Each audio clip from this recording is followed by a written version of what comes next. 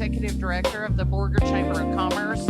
I'm so excited to be part of this community. I've been here about 7 years, and I love seeing the growth going on in Borger. We're redoing our main street, we're making it thrive again, and we have a wonderful community to be part of.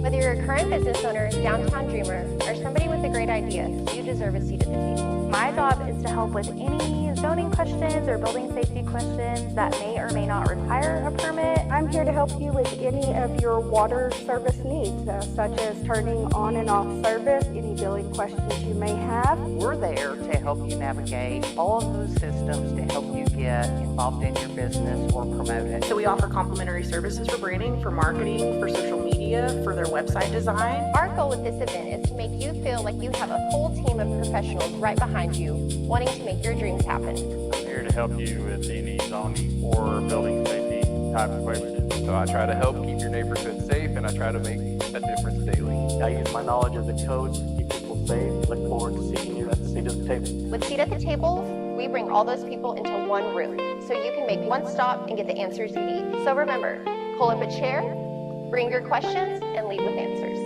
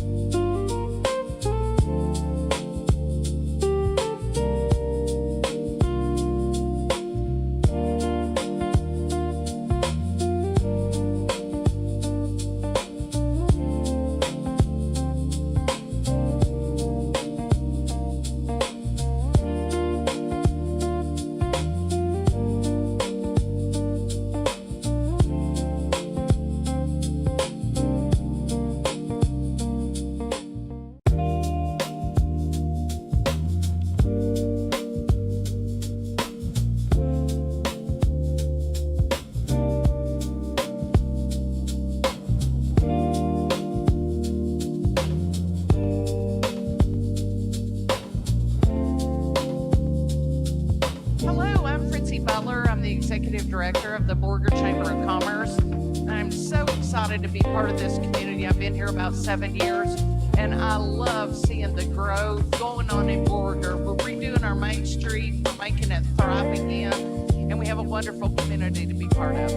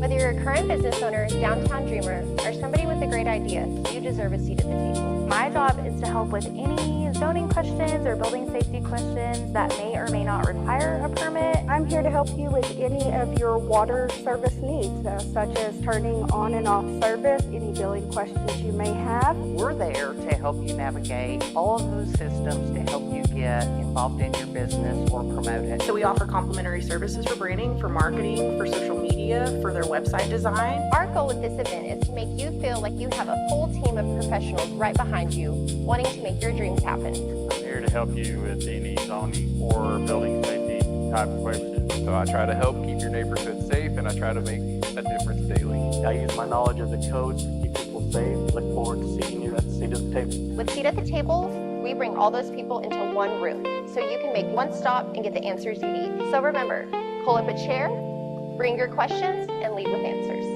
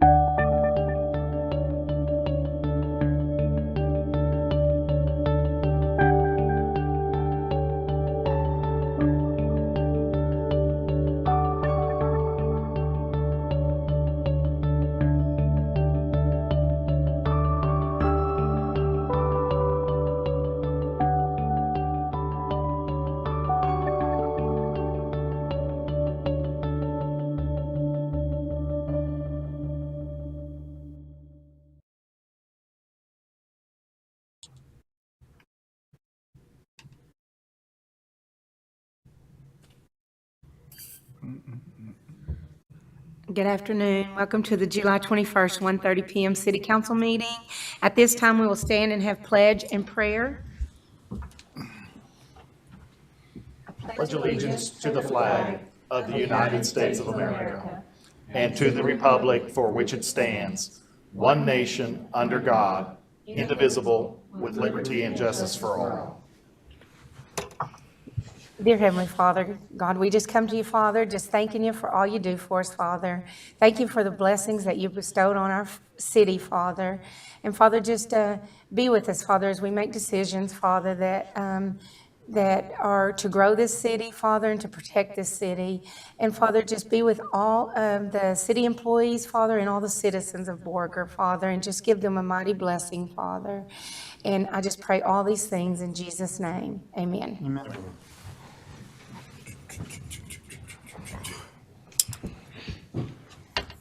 And at this time, we'll have any questions or comments from any citizen that would like to speak. I have one. Absolutely, if you want to come. Or a comment. So I talked to Mr. Loftus today too, and I've talked to the guy that works from the street department. Florida Street, the sidewalks there are in bad shape. And the reason it concerns me is I seen some kids playing out there the other day. It was almost dark, and they were jumping them sidewalks. The sidewalks are like this, they're not flat, okay? And there's several of them out there. Somebody's gonna get killed, run over. So I think it's safety. We need to fix them somehow. And here is the transportation. It's TxDOT. Yeah. So how can we, what do we need to do?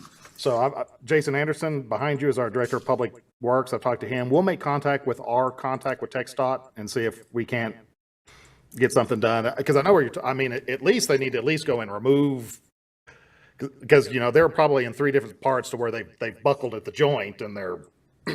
Yeah, and some of them are just cracked in half too, you know, and sticking up. And I talked to them because they asked me to, you know, and he said, well, that belongs to the city. I think they've misread their own municipal maintenance agreement, but spur 146 or 2, it is a state spur. We're responsible for sidewalks on 10th Street. And that's the only state highway that we have the maintenance responsibility on. They have the maintenance responsibility on the rest of them. So you know, and I don't want to. Well, and that's what I hear too, you know, so that's why I'm here to ask questions and see what can we do. Yeah, and that we'll get it taken to TxDOT. They have, you know, their budget process is a little different, and, you know, all of their funds have to be approved by the Texas Transportation Commission on a statewide level. So I don't know, but we'll reach out on the city's behalf to TxDOT and see if we can't. Thank you. Get something done. Thank you, sir. You're welcome.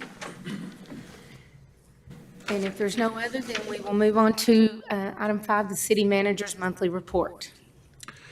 So just a little bit on finances. We're still trending pretty well. Sales tax for July came in pretty much flat after our 12% increase last year. So for the fiscal year, we're at about 0.2% below where we were last year. So we did budget flat. So sales tax is you know, going to be pretty close on the budget there. You'll notice general fund right now, we did bill out our industrial district contract. So you can see that our revenue is now back above our expenditures. So, you know, I normally point that out because for you know, there's generally most of the year we go where expenditures are over revenue because we get revenue in pretty much 2 big chunks. You get the big property payment in November for all the October payments. You get another pretty good chunk of property tax in February after people pay the, you know, January 31st is the last day to pay without a penalty. So if you're like my grandma was, they took it out to the very last day because she was not going to let the government make any interest on her money. Yeah.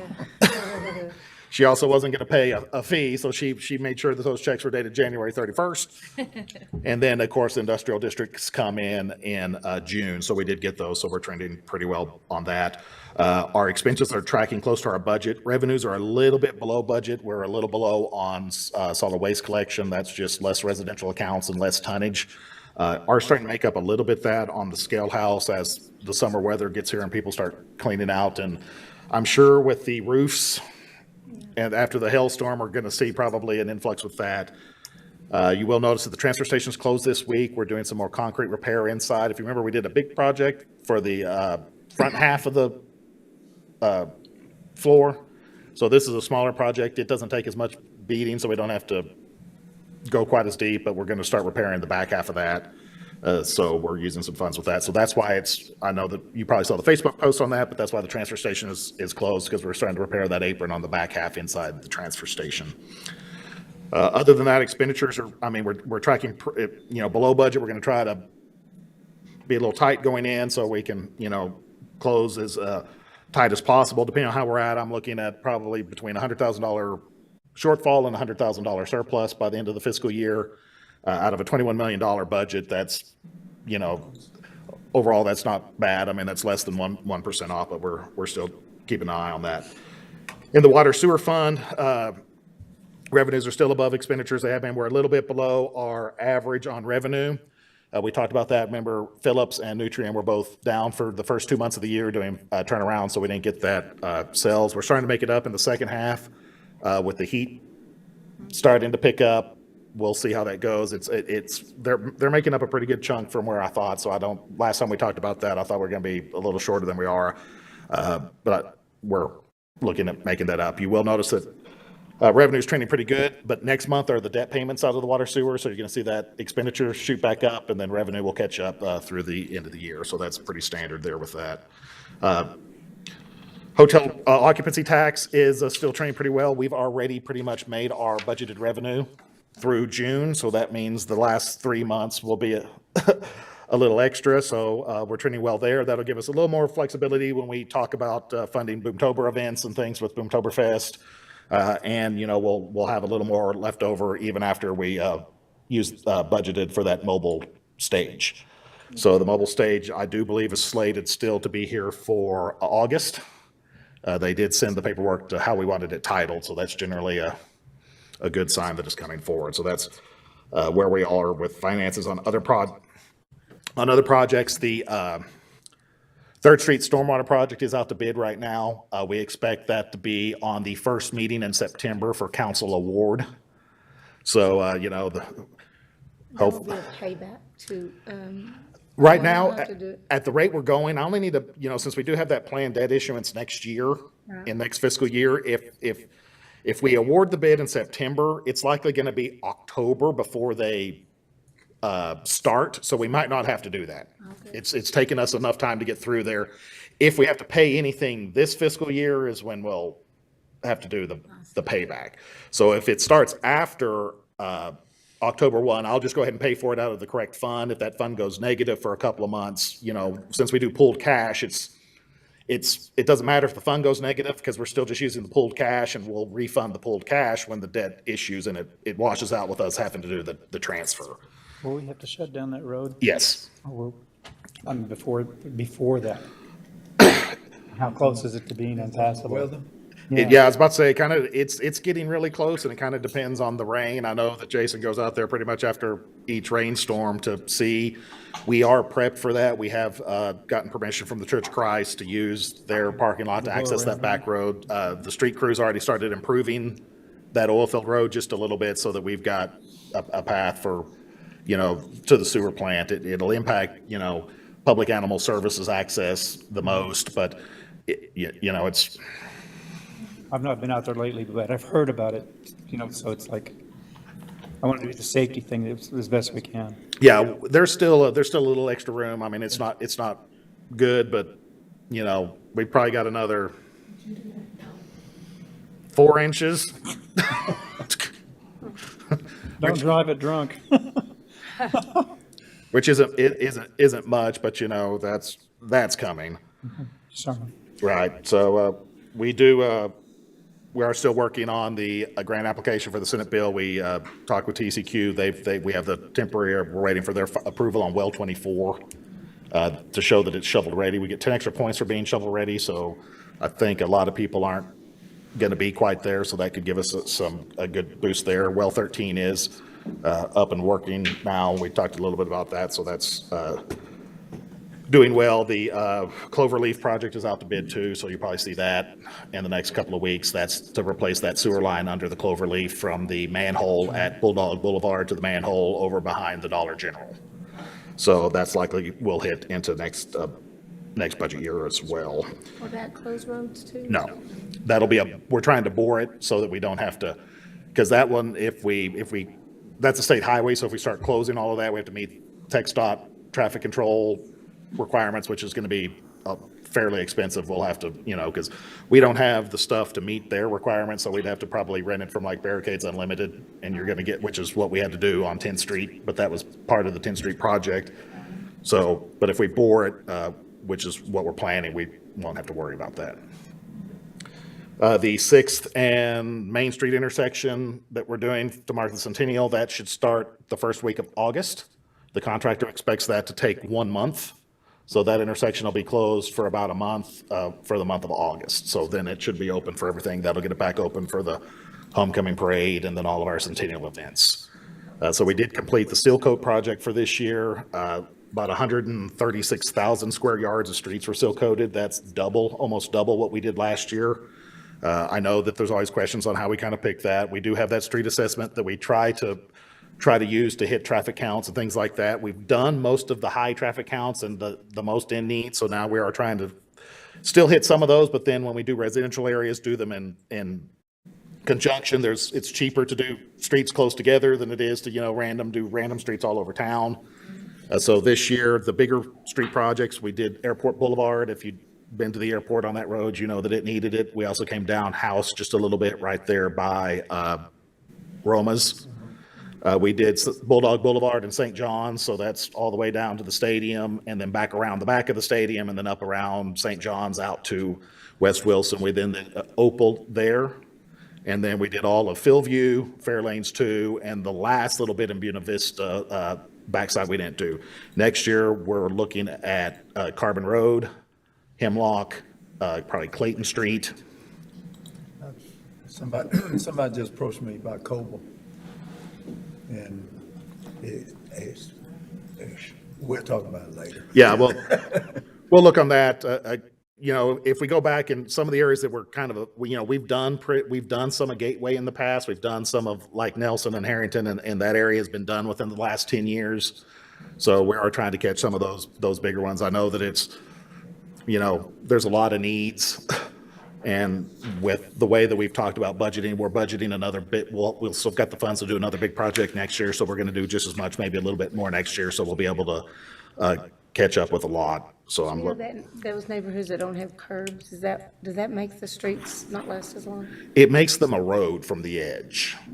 And so it doesn't necessarily impact the driving surface, depending on how wide the road is. But what happens is the erosion gets the edge of it. How's the city, are they happy with this guy? It was the new person that does it this time. So happy, unhappy? Don't ask, okay. I don't think we're completely unhappy. There were definitely some coordination challenges compared to the previous contractor. The group seal coat, it's all low bid. They didn't have a mechanism for dealing with past performance. I'm not for sure that would have changed the outcome this year. I had provided a little bit of feedback to Park Hill, and to look at that next year. They had a lot more people than Missouri Petroleum and a lot more equipment, so I figured it'd go fast, but the oil distribution bar on the back of their oil truck, the lowest setting was still pretty high. And so that's why they stopped on a lot of partial days, because the wind was blowing the oil. And, they didn't want to get because if they get oil on somebody's car or on their property, they're the ones responsible for that. So they didn't want to take up those claims. So that's why we got a lot of half days. And then they wanted to keep up with the contract. So on a couple of those half days, one day they left us when it got too windy and they decided to go to Memphis, which I don't exactly know why they thought Memphis would be less windy than Borger, but they did. So they hopped around a little bit, which is why it ended up taking a week. And so, I think the job they did is pretty good. I mean, they used a little more rock than Missouri Petroleum, so there's a little extra loose rock than we'd had the last 2 years. But I mean, I think the work was okay, but it was definitely a coordination challenge. We try very hard to get a contractor to get in and do that all at once in the shortest amount of time so that city staff wants to take all the complaints at once in one day. We don't like, that dragging out and getting all the complaints over a long period of time. We don't like, making people come from work to move their cars and then the contractor not actually seal coat the street. We don't like telling people it's going to be this and then it not being that. So it was a little bit of some coordination challenges. And I'm not really even that first day when I got up, I got behind them coming out of my house, stuck on Broadmoor for a little bit. And so when I came home at lunch, I was going to go down there and see what they did. When I got down there, they hadn't done anything. So I didn't even know why they drove the equipment down there. They drove the equipment to the end of Broadmoor, turned around and went over to Fairlanes too. So but when Missouri Petroleum did it, their spray bar's lower, so they didn't run into the wind issues. They hit it. So we've given Park Hill some feedback for that. And hopefully next year's, we'll see how that goes next year. Like I said, the bid, we've actually, with that group, Silco, even this year's, their price was actually less than the price the year before, which was less than the quoted price the year before. So we've actually gone from the first year we did it, I think it was $3.40 a square yard. This year's was $3.16 a cubic yard. So they've actually reduced some of the costs. So I'm trying not to be, too picky, but we do want to be mindful of the impacts to the citizens and that too. So we are still waiting to schedule the micro surfacing project. So that is still coming. So this year we're micro surfacing 6th Street. So 6th Street will go from Florida to where it dead ends on Hedgecoke. We are microsurfacing Main Street from 3rd to 10th. We are microsurfacing College there from Wilson to Roosevelt. So that'll tie in from where we microsurfaced Roosevelt last year. And then we are microsurfacing Lakeview. We've talked about that. I don't plan on microsurfacing a lot of residential streets, but that's the main water flow because all the stormwater goes down Lakeview into the pond there before it goes into the creek. So that microsurfacing will bond and give a smooth surface. So we are hoping that the rock will stay in place under there without the microsurfacing. That high-speed rainwater, stormwater can take some of the rock and the road surface with it. So we're going to try to put that smoother surface on that. I will just remind, I know we have a lot of this, but for the public watching or any of that, we know that everybody would love their street, milled and overlaid. Milling and overlaying is about $25 a square yard right now, compared to the $3.16 a square yard that we're doing for chip sealing. So with all the streets we did this year, like I said, we did over 100,000 square yards. That same amount we would have been able to do like 20,000 square yards of mill and overlay. And so a lot of our streets is as bad as people think they are. We don't have a lot of base failure and stuff like that to where we necessarily need that. We just need to make sure that we're keeping up with it. The microsurface is doing pretty good. There is a new product that they're calling pressure pave, which is like microsurfacing but with pressure. And supposedly with that, you don't have to do the chip seal first for a degraded road. And it gives you a finish the finish ends up looking just like microsurfacing. So microsurfacing is about $5 a square yard compared to the $3 for chip sealing. The pressure paves just a little bit more at about $6, but you don't have to chip seal it first. Has anybody had that done in our area? Not in our area. That's why it's a little bit new in the Metroplex. I'm starting to kind of do some, and if we try that, we might try kind of like we did. We're doing a lot more of the microsurfacing this year because we did that test project last year, and really everywhere we've done the microsurfacing, it's held up. It has improved it a little bit, and like I said, if we get a road that's been recently chip sealed or is in good enough condition, we don't have to chip seal it first. If it's bad enough, we've got to chip seal it to fill in the cracks and then when you do that, it takes 2 coats of microsurfacing. They've got an undercoat and a top coat. But like Roosevelt last year, which is why we did it, because Roosevelt was one of our newer roads, and so we want to keep it that way. So we applied a new surface coat on it to make sure it doesn't deteriorate any farther so that it remains a good road. And so we're going to continue to do some of that. But there are some areas, if we can either come in with the chip seal or after the chip seal, we might not have to do it. Pressure paid might be a way to save that money, because with the chip seal and the microsurfacing, you're at about $9 a square yard. So, that's still, you can coat 3 times as many square yards just seal coating as you can, seal coating and microsurfacing. So we're trying to be mindful of that as we're trying to play catch up. But we got a lot of streets caught up this year. We've got a project as big or bigger planned next year, so we're going to definitely see a lot more progress in catching up on the residential streets in the coming years. So that's pretty much all the projects we've got coming up as we go through departments. Of course, HR has been pretty busy. We did have our insurance meeting with our insurance provider. Our claim ratio is a 0.97 right now, halfway through the year. So what that means is for every dollar we've paid in, we've had 97 cents in claims. So I'm a little concerned about what our rate increase is going to look like. You know, so they're going to want to make money on us, and right now they're not making money on us. They're not losing money, but they're also not making money. So Making 3 cents, come on. well, considering UHC had a record $8 billion profit last quarter, you know, I don't disagree, but we'll see how that is. We're going to have a meeting with our broker later this week, I think tomorrow, Thursday, to talk about our plans. We're going to look at some things to maybe mitigate some of that. With the directors yesterday, we talked about possibly, right now, employees are eligible for benefits on day one that they're hired. We have to pay for a full month for that, whether they're start on the first of the month or whether they start on the last of the month.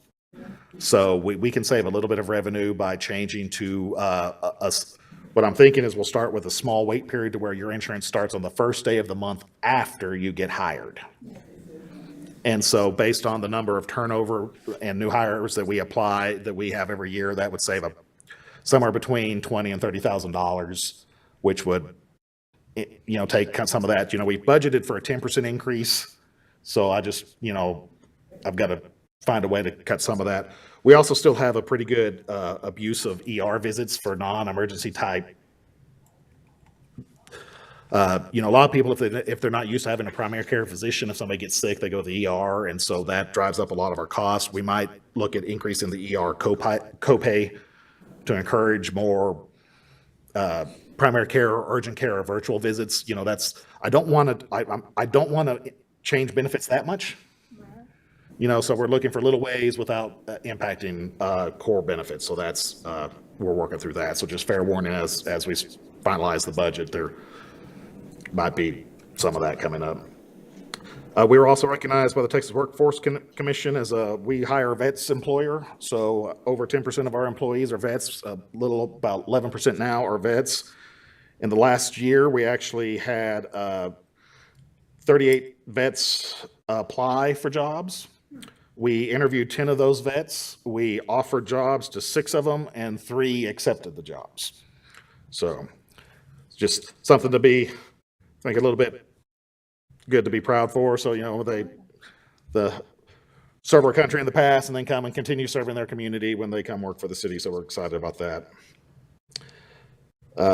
In planning development, Bradley Massengill passed his code enforcement exam, so he is now a certified code enforcement officer. Of course, they're still working through trying to keep up with weeds and sidewalks. I thought they were doing the sidewalks, the state sidewalks on Cedar. Yeah. So we're trying to keep up with that. They've sprayed them a little bit, and we're trying to keep up with the weeds. Of course, you know, I warned y'all last year, you know, when the state put those in, that we knew the state was probably not going to maintain them. So we are trying to use some of our employees, at least in the areas where they're highly visible, to do that. They did the one, you know, and keep in mind that we mow we mow the clover leaf, and we mow 136 right-of-ways in addition to what the state does, because the state's mowing contract is for twice a year. Once at the beginning of the season and once at the end of the season. So if we weren't doing that, but, you know, I get it. They've got, you know, a lot of highways statewide to do that, so that's a lot of money. But and they are also working with Plan Development's working with the EDC and our Main Street program, working for a collaboration meeting. We're trying to get like the realtors and some of our contractors and stuff together to see, you know, what we need or how we can support trades and flipping homes. You know, how can we encourage or incentivize, you know, people to renovate and flip some homes to help address some of our housing needs. So we're working on getting that meeting set up.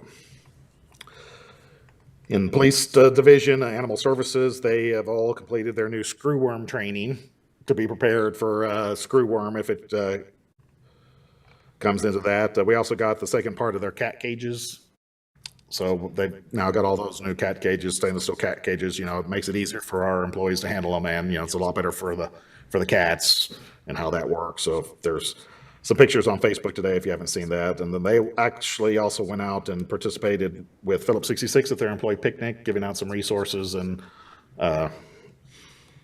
microchipping and vaccine information during their community picnic. So police department, of course, been busy with all the 4th of July events. They helped with all the parades and, of course, responded to all the fireworks calls and helped out at Lake Meredith with the fireworks show. Also had 2 of their employees go through PIO training that was held in Amarillo. We actually had, I think, 6 total city employees go through that training as we're working through those, making sure we've got somebody that are able to answer press questions or know what to do in front of the press. So in the fire department, Aaron Gibbs has completed his fire instructor 1, and Lieutenant Rawson has completed his fire officer 3 training. They also hosted a PALS and ACLS training, so that's a pediatric advanced life support and advanced cardiac life support. With that, they've also had we've also been approved for our EMS state license training site, so now we can train on site here and get credit for all their continuing education. So the training that we do for our EMS personnel and regional EMS personnel can count towards continuing education. So we're still dealing with that. The county is working on an interlocal agreement that will be tied to that EMS funding.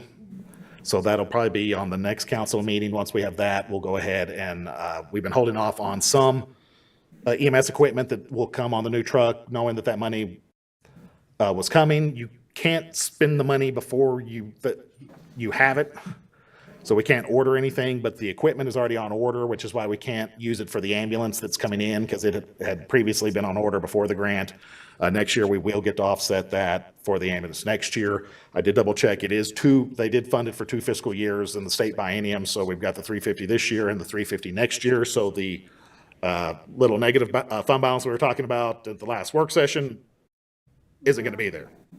So that's already taken. It can go against the next ambulance. But either way, we've got 3 ambulances on order. The ambulances are $360,000 a piece, and then each ambulance has got about $120,000 worth of equipment on it. Between the cardiac monitors, about $60,000, the cots $25,000, and the auto loaders $30,000. And so, but with the we bought the 2 newer cardiac monitors in this current budget year. With this money, we'll buy the 3rd one to equip the 3rd ambulance with the same.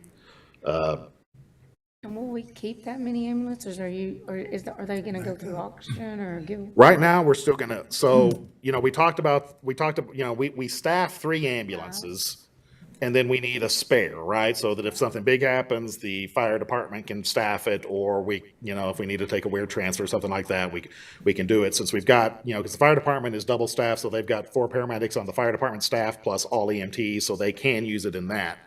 Now, the clincher is as we go forward, we're trying to move towards remounts, which is where you put the new chassis, you keep the box, they lift the box off and swap out the chassis and then refurbish everything. But that can take about 6 months. So if we're going to have 3 ambulances on staff at all times and a maintenance spare, then we need that 5th one to be able to be sent off to get remounted. A remount right now is about $150,000 compared to a brand new one of $380,000. So we have 3 ambulances on order. We need to order 1 more, which will then have all of our ambulances the same, and then we will start remounting. And so at that point, I think what we'll end up doing is probably remount, new, remount, new, with each one of those being a year. So 1 year remount, next year remount, 3rd year, buy a new one. 4th year remount, 5th year remount, 6th year, buy a new one. And the chassis are all the same. They will be, which is why we've picked the Texas edition that we've got on order. All those wheeled coaches we've been ordering are all exactly the same. And so that'll make the remount process a little easier. So that's where we're going. It's going to take a little bit of time. Remember, this ambulance that we did do final delivery, Mike and Jamie went to do the final inspection on it in Florida last week. So they've seen it. They've touched it. So, it is coming. We expect it. It'll take it. They've still got to, once they get it back, they've got to install the cot and the cot auto loader, and they've got to do the graphics and stuff like that. So we're hoping to have it maybe in service in the next 30 to 45 days. So that's coming. The next 2 are still pretty close behind. They're scheduled for production later this year, early next year. So, you know, we're slowly getting caught up on that.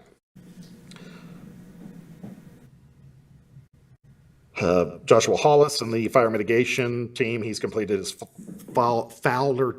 his chainsaw operator task book. That sounds a whole lot. You know, I'm also supposed to, you know, reinforce the fact that the fire department won the Beach Bash tug of war. So I'm sure the police have something to say about that, but they've got just about all the hydrants tested for the year. So just a reminder, you know, if they are testing hydrants in your area, your water might just color for a little bit. That's just loose Wait a sediment. minute, I was at that beach bash, and I think one of them, I don't think there was enough there for them to do that anymore.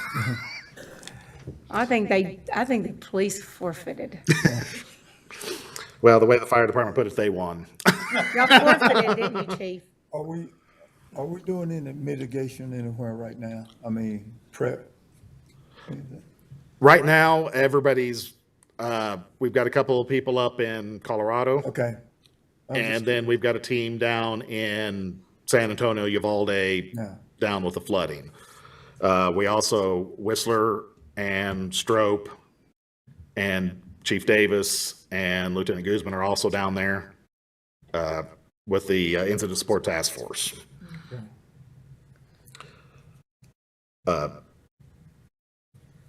Archie and I were going to do a webinar with TML on fire mitigation. We got that date figured out for December 3rd, so they'll be part of their next quarterly webinar.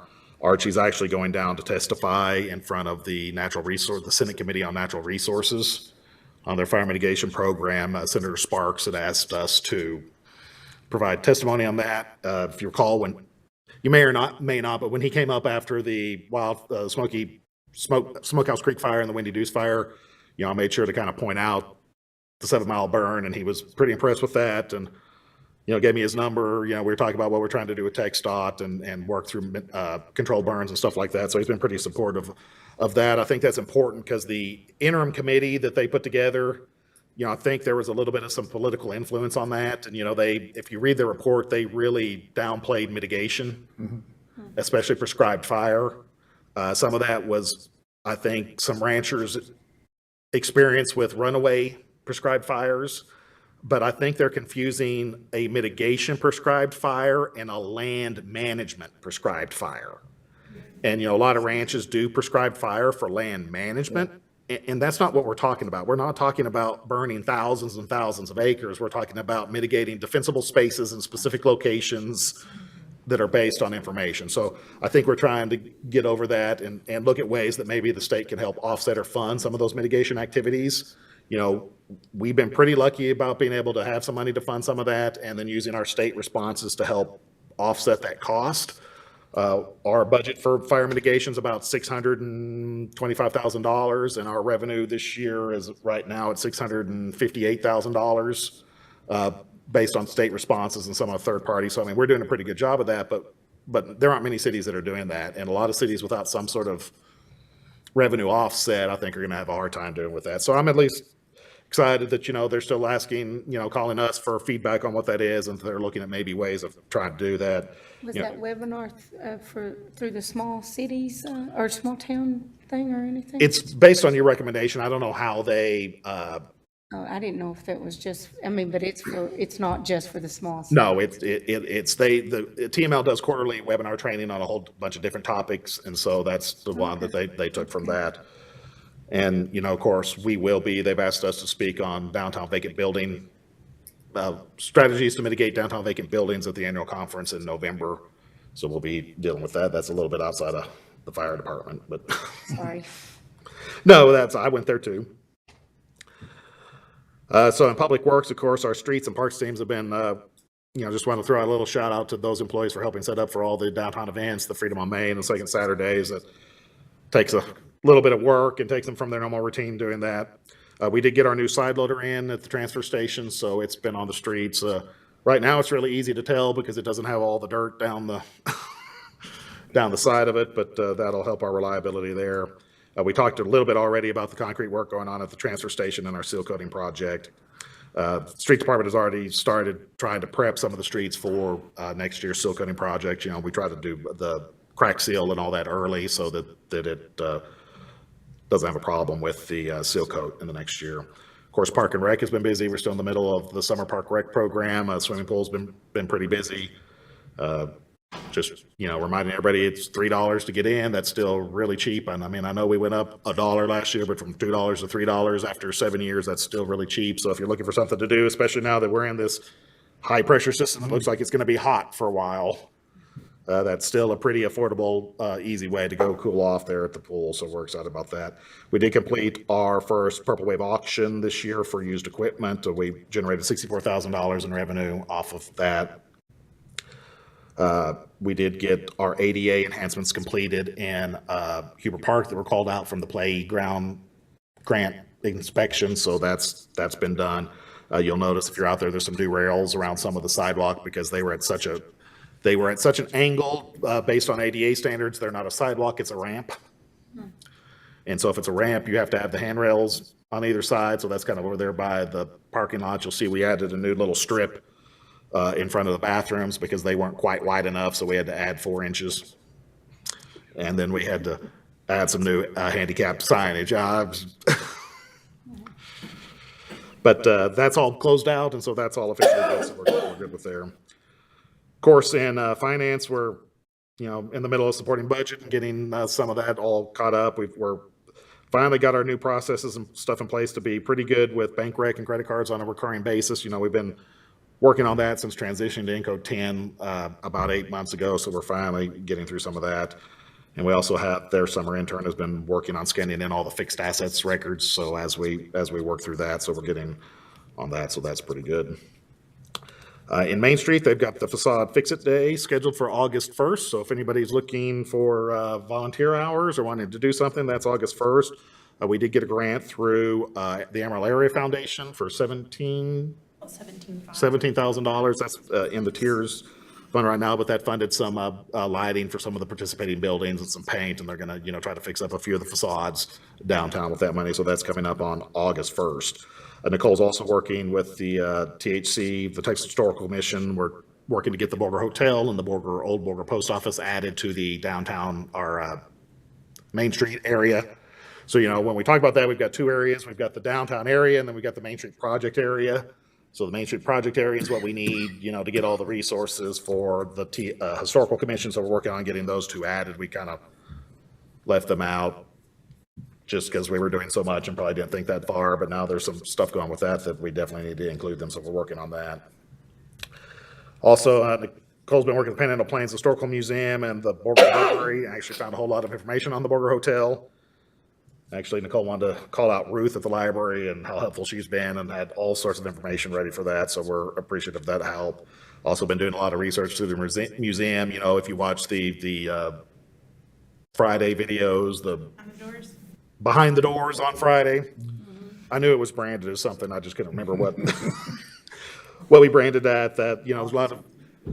I know that by the time all of this is done, between all of our Main Street projects and by the time we've done all the Behind the Doors, I think Nicole's probably going to be the best historian in the community. Yeah. Deidre not far behind after putting the book together. We do have 2 Tiers Momentum Grant Awards. So the Tiers board will be meeting next week. And concerning those, I think we're going to have a 3rd application probably before that meeting. So we'll be probably considering those 3, depending on the values. We are trying to put those on the August council meeting for final approval so that we can get, right now they are all for roofing. So one of them is the Borger Old Post Office, Thomas Greenhouse. And, that we definitely want to save that building. So we got those coming. Of course, we did complete the Freedom on Main, and we've gone through 2 second Saturdays of summer, just 1 more left. Nicole also spoke at the Rotary Club last month. And they've also been working with Eden Aesthetics, which she got the lease through the BDC yesterday. So that was all kind of started through some outreach with the downtown program. And they're also working on coordinating with the EDC, and the THC, some walkthroughs of the buildings that the council authorized them to purchase last week. So we're going to get through there and get the THC and get everybody involved on the same page on those. So we're excited about that. In public engagement, we have started hitting the ground a little better with Boomtoberfest sponsorships. They've made 3 visits and gotten 3 sponsorships already, so that'll be here before we know it. Today, they had a meeting with D.E. Rice and local businesses in the school district about Borger Works program. So we're trying to find a crafts path. So we've got kind of 2 things going on right now with that group. We're working on crafts, which I call like welding and like industrial crafts, and then trades like plumbers and electricians. And so we're trying to work on a path with D.E. Rice and like Peyton to get the high school kids involved at an early age to get some craft training so they can go into the instrumentation or the crafts a little early and have that path through internships, you know, for all the local jobs. And then we're also working on the trades, which is using our tax properties and trying to get, you know, the construction program at the high school involved with the homes we get back on back taxes. Then they can use those to train electrical, plumbing, carpenters, things like that. So we're working through some of those and having some pretty good talks right now. I think we'll see some of those develop as it comes together.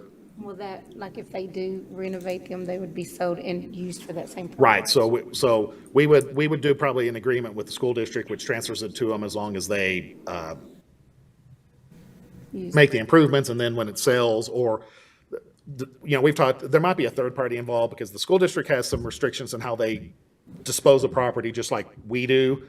So it might be transferring those to the EDC, who then, you know, because EDCs are designed to do some of that stuff, they've got less restrictive rules on how they sell property, and then they can just give the money. But the idea is for the money to go back into the program so that to buy the supplies and the tools necessary to complete it.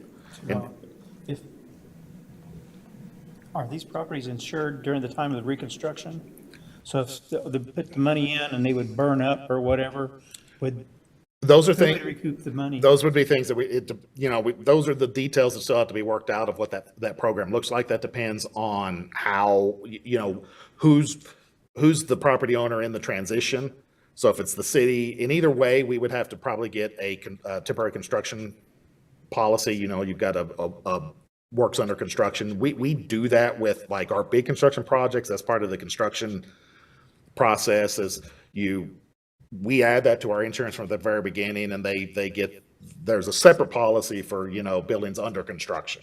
I was just curious because Yeah. see the city or anybody else lose money because, you know, you've invested not only your time, but your money into. Well, at least with that on the offside is even if the unfortunate does happen, hopefully the kids had still gotten the benefit of the work that they did on it. So it's not a complete loss, even if it was a complete loss, but no, that all gets worked out in the final agreements. You know, we have ways of doing that, like I say, because we already do that. It's just a matter of, you know, does it stay in our name? It might end up going to the tiers. The tiers has less restrictive rules than the regular city does too. So there's a lot of different ways of doing that, but we're working on that. So that's how we think that's a good way to get some trade education to the local kids through the high school's trade program that they're already doing, just expanding some of that. But then it also helps with our housing needs and our neighborhood improvement. Absolutely. It helps with the neighborhood cleanup or improvement. Right, and so we are working through that and kind of excited about that.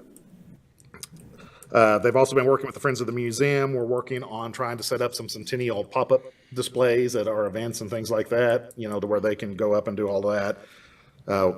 We're trying to find the 1976 time capsule so we can dig it up. We know it's over there somewhere. We don't know exactly yet.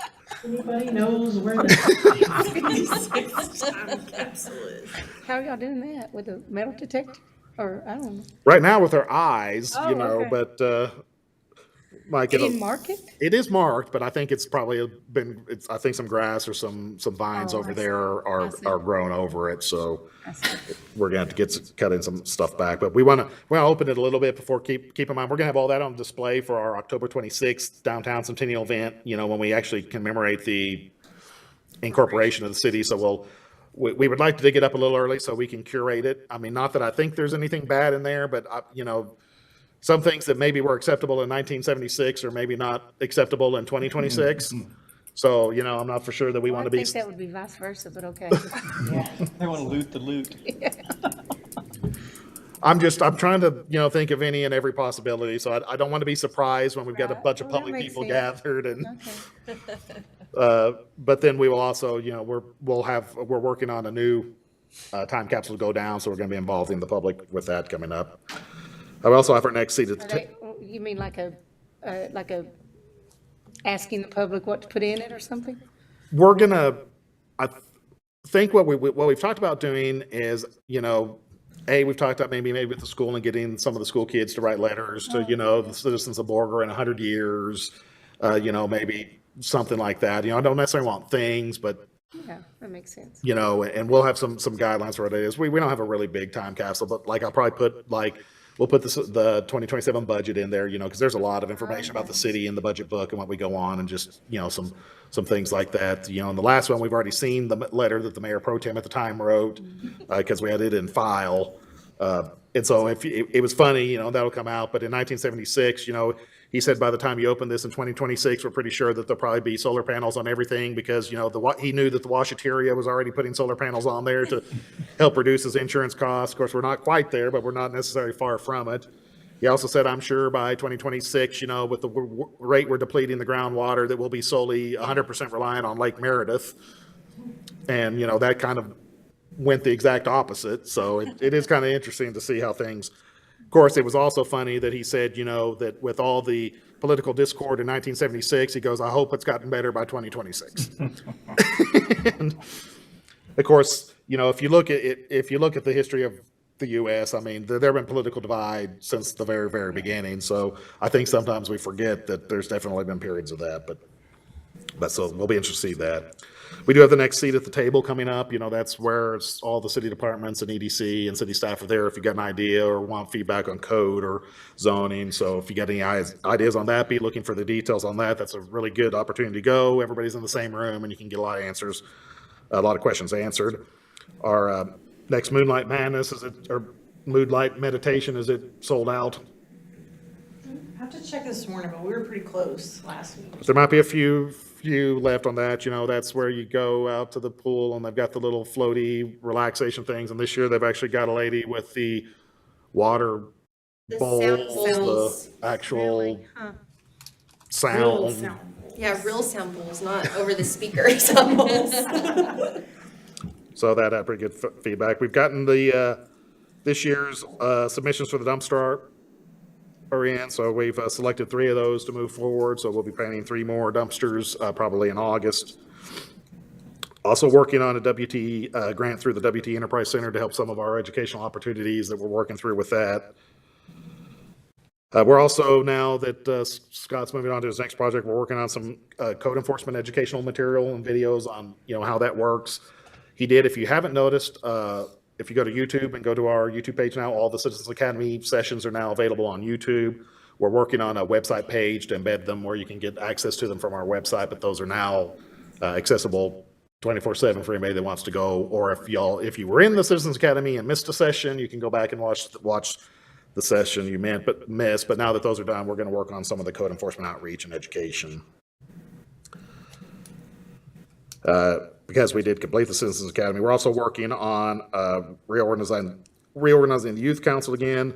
All those kids graduated, so we're working with Manny. Going to probably move that into the recreation department just a little bit. They're going to be opening that up later in August after the school gets back in session. The intern working with Deidre actually had an idea of maybe trying to set it up with also a Big Brothers Big Sisters, so that the older kids can get paired up with a younger kid as part of the youth advisory council and get 2 different generational views on that. So I think that's a pretty good idea. So other than that, that's all I have. Or almost forgot Whistler's. He's on deployment, so he emailed it to me, so it's not with everything else. But we did have a school safety meeting with the school getting ready for the next year. That's also a new legislative requirement. We're also in the early stage of planning an exercise with the ISD. We're also working on updating our emergency operation plan. So you'll see a resolution for that in late August or early September, just for that required. We did have an advanced ICS class here. Had about, I think, 15 or 20 of our staff go through it and some of the regional staff. And then we also hosted an ISTAT damage assessment training here. So we had 20 City of Borger employees go through that. It's a little app that the state uses to log damage after a disaster. That's the program that they use to make sure if we meet federal or state thresholds for certain reimbursements and assistance. So it's important that we do all of that. So we got a lot of city employees trained and ready for that. We do have a dam exercise, a dam as in the Sanford Dam exercise scheduled for August 14th with the Department of Interior. Dustin's been down at the ESRI conference, that's the GIS conference in San Diego, as we continue to focus on our GIS graphic information systems through our mapping. Keith, our IT coordinator, instructed a session with the Business Boot Camp on technology and cybersecurity for business. I actually did workforce development this last week, so that we've had lots of good positive feedback from the Business Boot Camp. I think that's going to continue to go forward and be a really good benefit for our business and our community. They're also working as part of our contract with Fritch, working through the Fritch phone upgrade. So they're going to a system similar to what we have that'll be easier for them to use. And, it's good. Their contract started at $30,000 a year. So that helps offset some of our IT costs and share those same resources, which are good. So we have a peer support training at Frank Phillips College for first responders on the 27th and 28th. And then all the deployment. Whistler's actually managing volunteer reception center down at the flood reception center. So some of us have been involved in that from the fires. So I do know that the state actually did call up and request some of our personnel. We're actually trying to get requested by name. So I think that speaks highly for the training and the skill set that we have here. So it's I think important for our citizens to know that we get the benefit of all that skill and training, 365 days out of the year. Then it's at a level that the state wants that involvement on the worst days for some of the other communities. So now that's officially all that I have for the last month. If you have any other questions, If there's no questions, we'll move on to the consent agenda 6, 7, 8, and 9. If there's any questions on those or any comments, and if not, then I'll entertain a motion. I'll make a motion, we approve consent items 6 through 9. Second. And all in favor? And they pass. And item 10, consider and take appropriate action to adjourn. I'll make a motion, we adjourn. Second. All in favor? And we are adjourned.